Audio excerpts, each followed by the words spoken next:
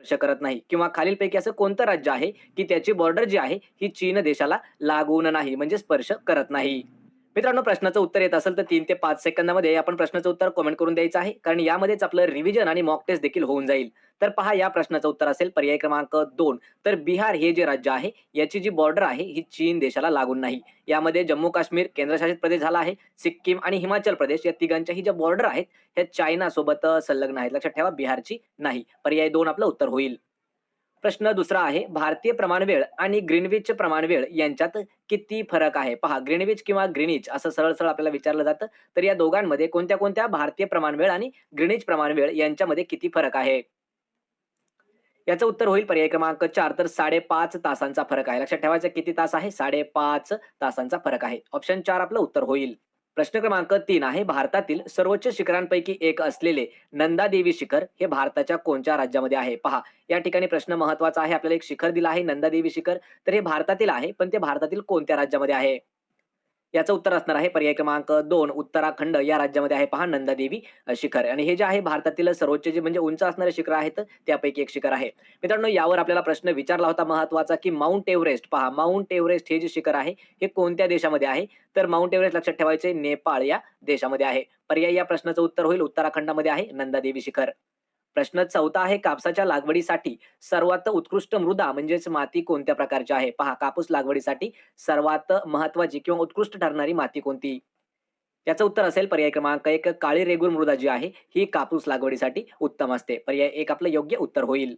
प्रश्न 5वा आहे, खालीलपैकी कोणत्या वर्षी वन्यजीव संरक्षण कायदा संमत करण्यात आलेला आहे? पहा, खालीलपैकी असं कोणतं वर्ष आहे, की त्या वर्षी वन्यजीवन संरक्षण कायदा जो आहे, हा संमत केला गेला? आणि या प्रश्नाचं उत्तर होईल पर्याय क्रमांक 1. तर सप्टेंबर 1972. पहा, सप्टेंबर 1972. कधी-कधी आपल्याला महिना देत नाहीत, फक्त आपल्याला वर्ष विचारलं जातं. तर 1972 साली वन्यजीवन संरक्षण कायदा जो आहे, हा संमत केलेला आहे. पर्याय 1 आपलं उत्तर होईल. प्रश्न 6वा आहे, खालीलपैकी कोणत्या राज्याने भारतीय हत्ती हा आपला राज्य प्राणी म्हणून घोषित केला आहे? पहाचा राज्य प्राणी आहे. या ठिकाणी प्रश्न आहे, की भारतीय हत्ती जो आहे, तो कोणत्या राज्याचा राज्य प्राणी म्हणून घोषित केलेला आहे? तर या प्रश्नाचं उत्तर होईल पर्याय क्रमांक 4. तामिळनाडू या राज्याचा राज्य प्राणी आहे पहा भारतीय हत्ती. आणि महाराष्ट्राचा कोणता आहे? शेकरू. पर्याय 4 या प्रश्नाचं उत्तर होईल. प्रश्न 7वा आहे, मोर्ले मिंटो 1919च्या कायद्यासाठी लोकशाही तत्वाला फासलेला हरताळ हे जे उद्गार आहे, हे खालीलपैकी कोणाचा आहे? लक्षात ठेवायचे, जो एक कायदा होता लक्षात ठेवा 1919 ला झालेला मोर्ले मिंटो 1919च्या कायद्यासाठी लोकसत्तेला म्हणजे लोकशाही तत्वाला फासलेला एक हरताळ हे जे उद्गार आहे, म्हणजे जे घोषवाक्य किंवा वाक्य आहे, हे कोणाचं होतं? या प्रश्नाचं उत्तर होईल पर्याय क्रमांक 3. तर सुरेंद्रनाथ बॅनर्जी यांचं वाक्य होतं पहा, लोकशाही तत्वाला फासलेला हरताळ म्हणजेच काय आहे? मोर्ले मिंटो 1919 चा कायदा. पर्याय 3 आपलं योग्य उत्तर होईल. प्रश्न 8 आहे, 1916 साली खालीलपैकी कोणत्या ठिकाणी लोकमान्य टिळकांनी होम रूल लीगची स्थापना केली? मित्रांनो, यावर 2 प्रश्न महत्त्वाचे आहेत. होम रूल चळवळ जी आहे किंवा लीग आहे, ही कोणी सुरू केली? लक्षात ठेवायचे, लोकमान्य टिळकांनी केलेली आहे. यावर अजून एक प्रश्न विचारला जातो, की कोणत्या वर्षी केली? तर पहा 1916 या वर्षी केली. या ठिकाणी प्रश्न आहे, की कोणत्या ठिकाणी केली? तर याचं पर्याय 4 उत्तर असेल पहा, पुणे या ठिकाणी केलेली आहे. ऑप्शन 4 आपलं योग्य उत्तर होईल. प्रश्न 9 आहे, स्वतःच्या संस्थानामध्ये मागास वर्गाकरिता 50% आरक्षण ठेवणारे महाराष्ट्रातील पहिले समाज सुधारक खालीलपैकी कोण होते? प्रश्न इम्पॉर्टंट आहे पहा. तर स्वतःचं जे संस्थान होतं, त्या संस्थानामध्ये मागासवर्गीय जे होते त्यांच्यासाठी किती टक्के? 50% आरक्षण ठेवणारे राज्यामधील आपल्या पहिले समाज सुधारक कोण होते? या प्रश्नाचं उत्तर होईल पर्याय क्रमांक 3. तर छत्रपती राजर्षी शाहू महाराज हे जे आहेत, हे असे पहिले समाजसुधारक ठरले आपल्या राज्यामधील, की त्यांनी स्वतःच्या राज्यामध्ये मागासवर्गीय ज्या लोक आहेत त्यांना 50% आरक्षण जाहीर केलेलं होतं. पर्याय 3 आपलं उत्तर होईल. प्रश्न 10वा आहे, मिस क्लार्क वसतिगृहाची सुरुवात शाहू महाराजांनी डॅश विद्यार्थ्यांसाठी केली होती. यावरही मित्रांनो अजून आपल्याला 2 प्रश्न तयार होतात, की मिस क्लार्क वसतिगृहाची सुरुवात कोणी केली? तर लक्षात ठेवायचं, छत्रपती शाहू महाराजांनी केलेली होती. पण ती कोणत्या विद्यार्थ्यांसाठी केली होती? तर पर्याय क्रमांक 1, जे अस्पृश्य विद्यार्थी आहेत त्यांच्यासाठी करण्यात आली होती मिस क्लार्क वसतिगृहाची सुरुवात. ऑप्शन 1 आपलं उत्तर होईल. प्रश्न 10वा आहे, सावित्री, गायत्री, कृष्णा, कोयना व वेण्णा या 5 नद्यांचे उगमस्थान एकाच ठिकाणी आहे, त्या ठिकाणाचं नाव. प्रश्न इम्पॉर्टंट आहे. ह्या 5ही नद्या ज्या आहेत, त्या आपल्या महाराष्ट्र राज्यामध्ये उगम पावतात. नद्या परत एकदा ऐका. सावित्री, गायत्री, कृष्णा, कोयना आणि वेण्णा या 5 नद्यांचं जे उगमस्थान आहे, हे कोणतं ठिकाण आहे? आणि या प्रश्नाचं उत्तर होईल पर्याय क्रमांक 2. तर महाबळेश्वर या ठिकाणी 5ही नद्याचा उगम होतो. ऑप्शन क्रमांक 2 आपलं योग्य उत्तर होईल.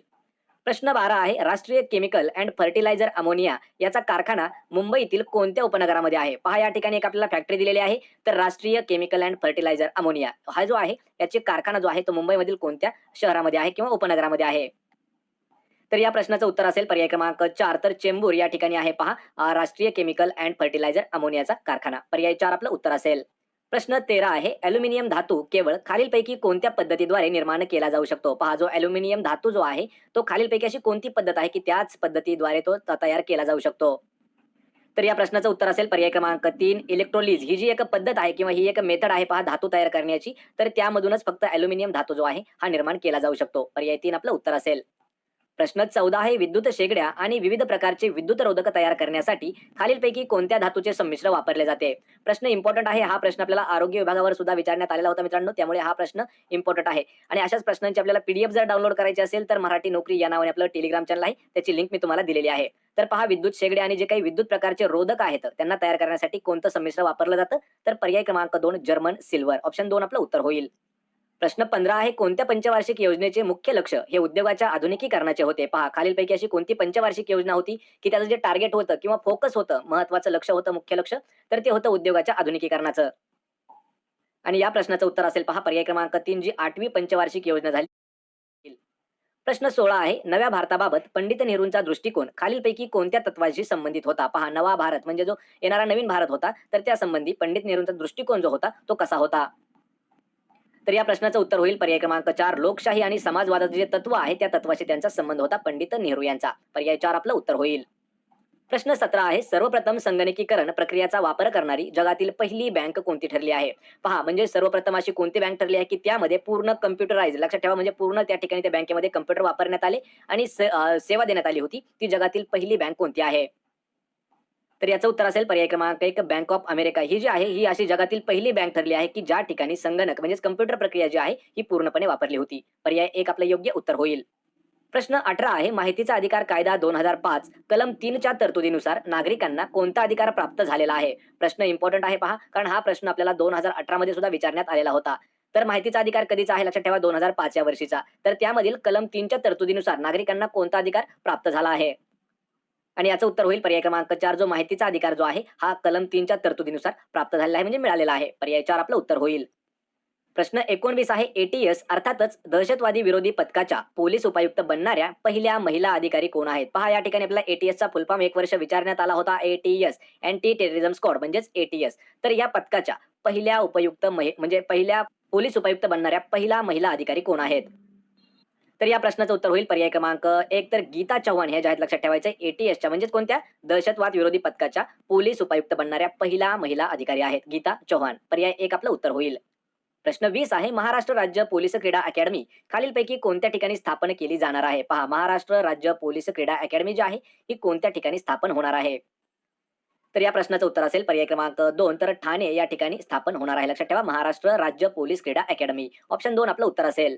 प्रश्न 21 आहे महाराष्ट्र सरकारने पोलीस भरतीमध्ये महिलांसाठी किती टक्के आरक्षण लागू केलेलं आहे? मित्रांनो हा प्रश्न इम्पॉर्टंट आहे. पहा जेवढ्या काही आपल्या महिला आहेत त्यांच्यासाठी हा प्रश्न असणार आहे. लक्षात ठेवा महाराष्ट्र पोलीस भरतीमध्ये महिलांसाठी किती टक्के आरक्षण लागू करण्यात आलं आहे? आणि या प्रश्नाचं उत्तर होईल पर्याय क्रमांक 2 तर 29% आरक्षण जे आहे हे पोलीस भरतीमध्ये महिलांसाठी असणार आहे. पर्याय 2 आपलं उत्तर होईल. प्रश्न 22 आहे महाराष्ट्रातील वाहतूक पोलिसांना वाहतूक नियंत्रण करण्यासाठी प्रशिक्षण देणारी संस्था कोणत्या ठिकाणी आहे? या प्रश्नाचं उत्तर होईल पर्याय क्रमांक 1 तर मित्रांनो प्रश्न इम्पॉर्टंट आहे. पहा जेवढे काही आपले ट्रॅफिक भरतीसाठी तयारी करणारे विद्यार्थी आहेत त्यांच्यासाठी हा प्रश्न महत्वाचा आहे. तर महाराष्ट्र पोलीस वाहतूक नियंत्रण यांना प्रशिक्षण देण्यासाठी भायखळा या ठिकाणी संस्था आहे. पर्याय 1 आपलं योग्य उत्तर असेल. प्रश्न 23 आहे सिटी ऑफ जॉय या पुस्तकाचे लेखक खालीलपैकी कोण आहेत? पहा या ठिकाणी जॉय असा शब्द आहे. सिटी ऑफ जॉय या पुस्तकाचे लेखक. मित्रांनो 22 ते 26 हे जे 4 प्रश्न असणार आहेत पहा हे आपण टोटल करंट अफेअर्स 2022 वर घेतलेले आहेत. आणि या प्रश्नाचं उत्तर असेल पर्याय क्रमांक 1 तर डॉमिनिक लेपियर हे जे आहेत हे सिटी ऑफ जॉय या पुस्तकाचे लेखक आहेत. ऑप्शन 1 आपलं उत्तर होईल. प्रश्न 24 आहे भारताचा 77वा बुद्धिबळ ग्रँड मास्टर खालीलपैकी कोण ठरला आहे? पहा भारताचा कितवा 77वा बुद्धिबळ मास्टर ग्रँड मास्टर म्हणजेच चेस मास्टर जो आहे तो कोण ठरला आहे? आणि या प्रश्नाचं उत्तर असेल पहा पर्याय क्रमांक 3 तर आदित्य मित्तल हा जो आहे हा 77वा बुद्धिबळ ग्रँड मास्टर ठरलेला आहे. पर्याय 3 आपलं उत्तर होईल. प्रश्न क्रमांक 25 आहे अलीकडेच कोणत्या देशाने जगातील पहिला तंबाखू कायदा पास केलेला आहे? पहा तंबाखू कायदा या ठिकाणी आपल्याला तंबाखू विरोधी कायदा देखील असणार आहे. तर तो जगामध्ये सर्वात प्रथम कोणत्या देशाने पास केला आहे? आणि या प्रश्नाचं उत्तर असेल पर्याय क्रमांक 3 तर न्यूझीलंड. लक्षात ठेवा न्यूझीलंड हा जो देश आहे जगातील पहिला असा देश ठरलाय की ज्या देशाने पहिला तंबाखू विरोधी कायदा जो आहे हा पास केलेला आहे. पर्याय 3 आपलं उत्तर होईल. प्रश्न क्रमांक 26 आहे. अलीकडेच कोणाला 2022 मध्ये छत्रपती शिवाजी महाराज वनश्री पुरस्कार जाहीर झालेला आहे? पहा कोणता आहे? छत्रपती शिवाजी महाराज वनश्री पुरस्कार कोणाला देण्यात आला? आणि या प्रश्नाचं उत्तर असेल पर्याय क्रमांक 2. तर सुशांत घोडके यांना छत्रपती शिवाजी महाराज वनश्री पुरस्कार प्रदान करण्यात आलेला आहे. पर्याय 2 आपलं उत्तर असेल. हा 26 असणारे संभाव्य प्रश्न आणि हे जे प्रश्न आहेत ते सर्व प्रश्न आपल्याला इम्पॉर्टंट असणार आहेत. या 26 पैकी किती प्रश्नाची उत्तर तुम्ही दिली हे मला कमेंट करून नक्की सांगायचं आहे. व्हिडिओ आवडला तर व्हिडिओला आपल्याला लाईक करा, मित्रांमध्ये व्हिडिओ शेअर करा आणि आपल्या मराठी नोकरी या YouTube चॅनलला देखील सबस्क्राईब करून ठेवा.